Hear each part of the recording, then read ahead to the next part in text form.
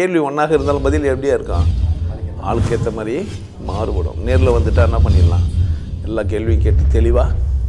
அதுக்கு தான் சத் சங்கம். என்னுடைய நோக்கம் எல்லாம் மனிதர்கள் எல்லாம் மகிழ்ச்சியாக இருக்கணும், அவ்வளோதான். பயிற்சி செய்யறதுனால எல்லா நோயும் நல்லாகும். கேன்சராக இருந்தால் கூட எல்லா நோயும் நல்லாவாது. நிறைய வாட்டி சொல்லிடுறேன் நான். எப்படி நல்லாவும் எப்படி நல்லாவாது. நான் நல்லா ஆகிக்கணும்னு நினச்சின்னு எதை செஞ்சாலும் நல்லாகும். நான் நல்லா ஆகணும்னு நினச்சி ஒரு தண்ணி குடிச்சா கூட என்ன ஆகும், நல்லா ஆகும். ஏன் நல்லா ஆகணும்னு நினைக்கிறேன்ல, அப்போ நோயை நினைக்கிறேன், அதனால் நோய் நல்லாவாது. என் பயிற்சி என்ன செய்யும்னா, எதை மேலேயே அக்கறை இல்லாமல் ஆகும்போது உடம்பு தன்னைத்தானே சரி பண்ணிக்கும். உன்னை கவனிக்கும் போது தான் அந்த இடம் வலிக்குது. கவனிக்கலாம் என்ன ஆகுறது இல்லை, இடம் வலிக்கிறது இல்லை. தலைவலி தூங்குனீங்க, எழுந்தால் காணோம், என்னாச்சு? கவனிச்சினே இருந்தீங்க, தலைவலி போகாமே இருந்தது.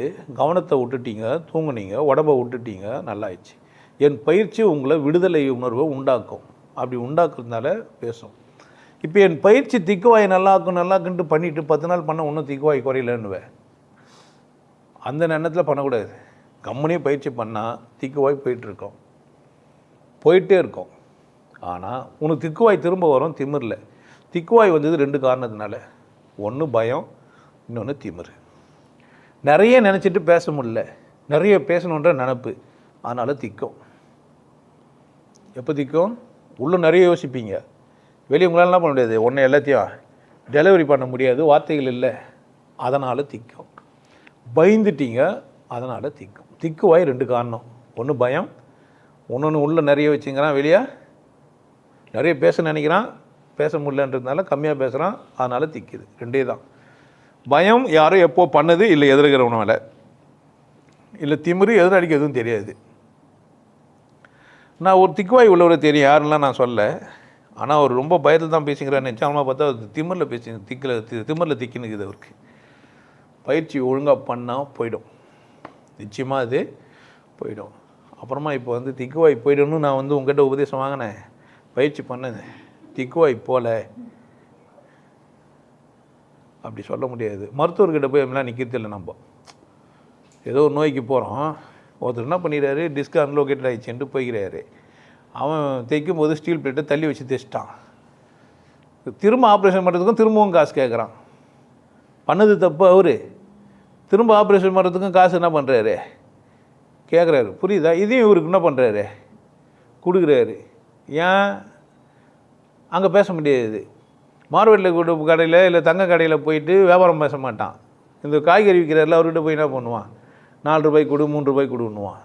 இப்போ நம்ம சொல்கிறோமா, இப்போ யூடியூப்பில் வர சொல்லி வைக்கிறோன்னு வச்சுக்க, உடனே இந்த வீடியோவை கட் பண்ணி போட்டு என்ன பண்ணுவான், திக்குவாய் நல்லா இருக்கணுன்ட்டு எனக்கு உபதேசம் கொடுத்தாரு, நான் பயிற்சி பண்ண 6 வருஷம் ஆகுது, திக்குவாய் நல்லா அவ்வளோ பாருங்க, திக்கி காட்டுவான். வெளியே நல்லா கூட பேசுவான் அவன். அந்த மாதிரியான உலகம் ஆயிடுச்சு. ஏன்னா நான் கடவுள்கிட்ட சமாதி அடையலான்னு இருக்கிறேன்னு நான் திம்பராக சொன்னேன்னு வச்சுக்க, கொலை பண்ணிட்டு என்ன பண்ணுவான், சமாதி அடையினார்ல சாவஷ்டம் பாருன்னுவான். சொல்லுவேன்னா சொல்ல மாட்டானா? இந்த உலகம் ரொம்ப மோசமாக இருந்து அப்படித்தானே. ஏன்னா இது இப்போ இல்லை, புத்தருக்கே நடந்துக்குது. ஒரு செடியை பிடிங்கி போட்டு கேட்டுக்கிறான் அவன் பக்கத்தில் இருந்தவன், இது பழைக்குமான்னு. புத்தர் சொல்லிடுறாரு, பழைக்க வந்துட்டுக்கிறார். எப்போரா பழைக்குது பார்க்கலான்னு போனாங்க. 3 நாள் பொத்து வந்தால் ஒரு படத்தில் மண் மேலே மூடி வேரை மூடிட்டு செடி பழைச்சி போயிடுச்சு. திரும்ப பண்ணிக்கிட்டான். இப்போ சொல்லு உண்மையிலேயே பழைக்குமான்ட்டு. இப்போ புத்தர் உஷாராகிட்டார், இவங்க கையில் தான் இருக்குதுன்ட்டார். ஏன் இப்போது ரெண்டு சம்பவத்தை பார்த்த ஒரு புத்தர் ஏற்கனவே கதையும் சொல்லிட்டு போயிடார், இதுமாரிலாம் நம்மளை சோதிப்பானுங்கடான்ட்டு. இப்போ அந்த வழி கற்றுன்னு ஒரு இவர் எப்படி பேசுவார், திக்குவாயா நல்லாவும் ஆனால் நல்லாவாது, வரும் ஆனால் பயிற்சி பண்ணால் எல்லா நோய்களுமே நல்லாவும். உங்கள் எல்லாருக்கும் சொல்கிறேன். ஆனால் நீங்கள் என்ன பண்ணல, உங்கள் மனசை அமைதியாக்கலை. மனசை என்ன பண்ணல, அமைதியாக எது பின்னாடியே ஓடினுக்கிறீங்க. ஓடுறதுனால நீங்கள் ஜெயிக்கிறது இல்லைன்னு உங்களுக்கு புரியத்தே இல்லை. ஒருத்தர் வெற்றி பெறத்துக்கு காரணம் ஓடுறது கிடையாது, ஓடாதது கூட வாழ்க்கையில் வெற்றி பெறாது. கூலாக ரொம்ப அழகாக நேர்த்தியாக செஞ்சிங்கன்னா எல்லா வேலையுமே வெற்றி பெறலாம். சரியா? வெற்றி இலக்குனா வெற்றி பெற முடியாது, கூலாக செய்யணும். உங்களுக்கு எல்லாருக்கும் ஒரு விஷயம் சொல்கிறேன். ஆனந்த வாழ்வு அப்படின்ற ஒரு கோர்ஸ் யூடியூப்பில் போட்டு வச்சு, ஹாப்பி லைஃப் கோர்ஸ் நீங்கள் மெம்பர் ஆனீங்கன்னா அந்த ஆனந்த வாழ்வு கோர்ஸை நேரடியாக நீங்கள் யூடியூப்பில் பார்க்கலாம். கட்டிட்டு நீங்கள் ஃபேமிலியாக டிவியில் போட்டுனா பண்ணலாம். எல்லாரும் ஃபேமிலியாக போட்டு பார்க்கலாம். ஒருத்தர் தான் சப்ஸ்கிரைப் பண்ணீங்க, 5 பேர் 6 பேர் என்ன பண்ணலாம், நீங்கள் அதை பார்க்கலாம். வாய்ப்பு பயன்படுத்திக்க பாருங்க. நல்லா இருங்க, சிறப்பாக இருங்க, கொண்டாட்டமாக இருங்க. உங்களை நீங்கள் மதிப்பு மிகுந்தவராக மாற்றுறது உங்கள் கையில் தான் இருக்குது.